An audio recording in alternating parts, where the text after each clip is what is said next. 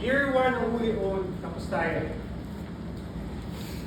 Yung buong discussion na yan ay para dito. Year 1. Okay? Now, ilang year basta dapat sir? Dalawa. May year 1, may year 2. But for the meantime, sa credit period, year 1 lang muna. Okay. Now, sa partially owned, ibig sabihin, dito, hindi lang ikaw yung nagmamayari ng subsidiary. Pag sinabi mong partially owned, for example dito, lagyan natin ng example. Kunwari, meron kang 80% ownership. Ibig sabihin, meron 20% na hindi mo magmamayari. Tama ba yan? So, 80% ang tawag sa kanya controlling interest, siya si parent. Itong 20% na hindi pagmamayari ni parent, ang tawag sa kanya non-controlling interest. Okay, tayo rin. Ito yung pag-uusapan natin ngayon. Ngayon guys, ang objective natin this time, sa portion na ito ng discussion, ay matutunan natin na mayroong dalawang method na ginagamit sa consolidation. So basically, ito ay ibinigay ng standard. Wala siyang standard na method. Pwede kang pumili. Okay? Yung dalawang method na to, yung para sa measurement. Para daw malaman mo kung magkano yung magiging value ng non-controlling interest. Okay? Merong ibinigay sa standard na method. Dalawa yan. Ang tawag natin full goodwill. Tapos meron tayong partial goodwill approach. Dalawa. Ngayon, dahil binigay ni standard yung mismong measurement, pwede kang mamili. Kung ikaw yung accountant ng isang kumpanya na under consolidation, pwede kang mamili kung anong method gagamitin mo. Pwedeng full, pwedeng partial. At the end, parehas lang naman yung dalawang FS. Okay? Ngayon, ang objective natin, malaman kung magkano yung value ng NCI. Sino ba si NCI? Si NCI ay value ng investment ng mga hindi parent. So for example, ako yung parent company, ako yung may hawak ng 80%. Si NCI, kung magkano yung hawak ninyo, nari kayo ang hawak sa inyo ng voting interest. Pag pinotal kunwari, lahat ng voting shares ninyo, ang total lang is 20. Ako may hawak ng 80%. So ibig sabihin, sa consolidation process, kailangan ipakita mo daw kung magkano yung value ng non-controlling interest. So sa consolidation, pag tinanong kayo sa quiz at sa exam, saan ko makikita ang non-controlling interest na account? Makikita ko ba ito kay subsidiary? Makikita ko ba ito kay parent? O makikita ko ito sa consolidated financial statement? Ang sagot, consolidated. Pag binuksan mo yung, ano ba example natin last time, Jollibee siya kapag inasal, tama? Kung nari si Mang Inasal, binuksan mo yung kanyang financial statement, separated, yung sarili lang niyang financial statement. Pag binuksan mo yun, hindi ka makakakita ng NCI na account. Pag binuksan mo si Jollibee, okay, separate entry si Jollibee, wala ka rin makikita NCI na account. Pero pag binuksan mo yung consolidated financial statement, makikita mo sa shareholders entity ng consolidated, makikita mo yung account na yan, malagay, non-controlling interest payback. I-check mo, hanap ka ng consolidated FS, si Jollibee for example, tapos i-search mo yung kanyang financial statement, nakalagay doon, non-controlling interest. Okay? Bakit? Sabi ni standard, required ka ipakita sa public kung magkano ang value ng non-controlling interest. At ito ngayon gagawin natin. Tuturuan ko kayo kung paano siya ipapakita. May dalawang method, full at saka partial. Dito muna tayo sa madali. Partial. Sa partial, ang gagawin mo lang, kukuhin mo lang ito. Fair value of subsidiaries net asset. Nakita mo na yan? Given na ba yan? Nasa Word ba yan? O magkano yung fair value of subsidiaries net asset? Sa problem natin, 392,800. Ayan, di ba? Naman, na-compute mo using book value pati yung adjustment. Lalabas to, 392,800. So, question, importante ba yung alternative computation ng fair value ng subsidiaries ng asset? Yes.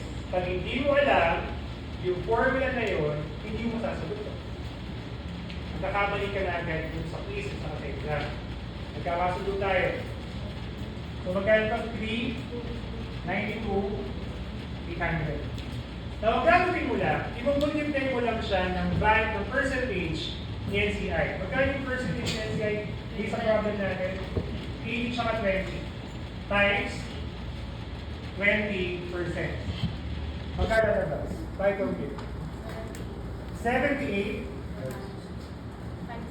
5 60. Okay tayo. Makinig. Pag ang ginamit mo daw ay partial goodwill, ang lalabas ito 78,560. Sinasabi niya sa'yo, yan yung value ng NCI pag partial goodwill yung ginamit mo. So, ibig sabihin, mamaya dapat mag-reflect na yung value ng NCI 78,560. May dagdagan ko.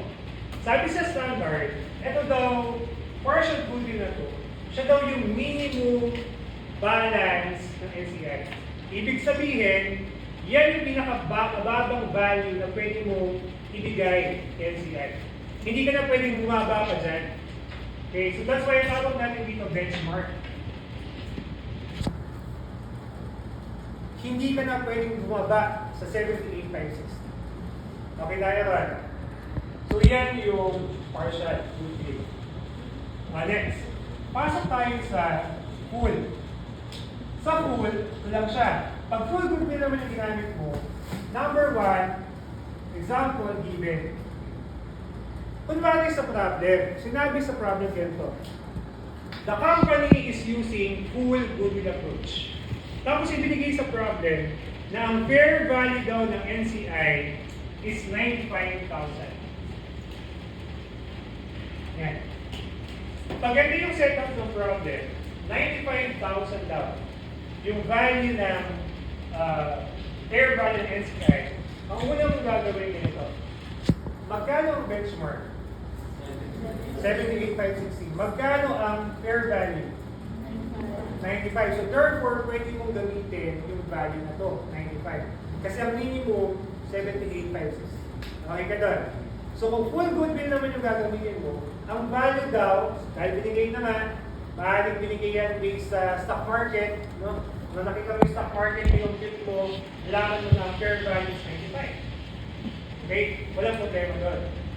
Importante, above siya dun sa minimum value of 78,560. Okay tayo? Another example, given. Case 1 to, case 2.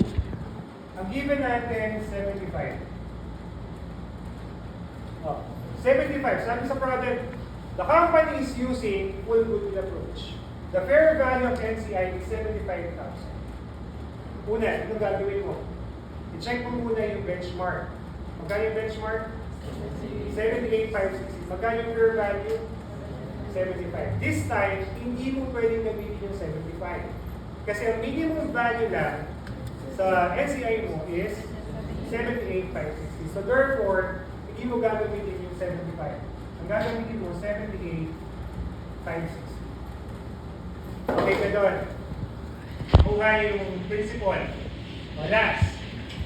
Paano, sir, pag hindi given? Sir, paano pag hindi given yung NCI? Hindi ko dito ha. Yan ako space. Pag hindi daw given, sabi ng standard, humanap ka daw ng way para ma-compute yung NCI. Ngayon, nagandahan, dahil nga si parent ay bumili ng 80%. Assuming sa problem natin, ito paprentan ko lang. Ngayon sabihin natin si parent ay bumili ng 80% sa halaga 372. Yan yung kanyang purchase. Ngayon, sinabi ni standard, hindi given yung fair value ng NCI. Hindi umanap ka ng way para ma-compute yung fair value na yan. Paano? Nakita mo to. Dahil nga binili ni parent yung 80%. Therefore, ibig sabihin, yung fair value na to. Tama ba yun? Kasi yun yung bentahan eh, kung shares. Ngayong araw na to. 372 sa halagang 80% ng voting shares. So therefore, ito, pag i-divide mo ng 80%, lalabas yung 100% value ng subsidiary.